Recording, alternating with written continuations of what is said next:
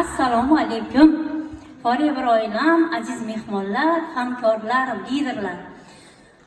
Sizlarni ko'rib turganimdan juda ham xursandman. Yorug'roq berar ekan. Keling, men o'zimni tanishtiraman. Barnoxon tariflar uchun juda ham rahmat. Men aytib o'tganlaridek, Vodiydanman, Qo'qon shahridanman. 3 nafar farzandning onasiman. Aytib o'tganlaridek 2 nafar nevaram bor. Shirindan shakar.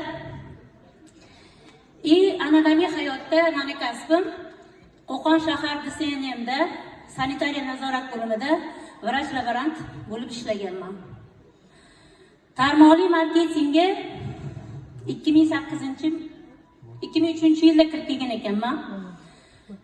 Bu sohani umuman men tanamaganman.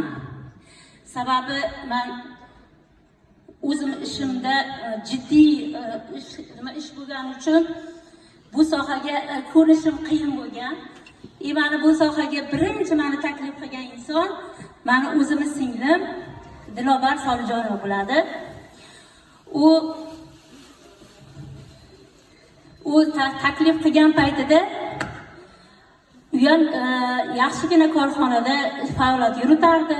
Spirt zavodida zavlaboratoriya bo'lib ishlar edi. Kasbi o'ziga yarasha edi. Bir aylanib qarasa, shunaqa kompaniyalarning biriga hamkor bo'lyapti. Keyin men ishongim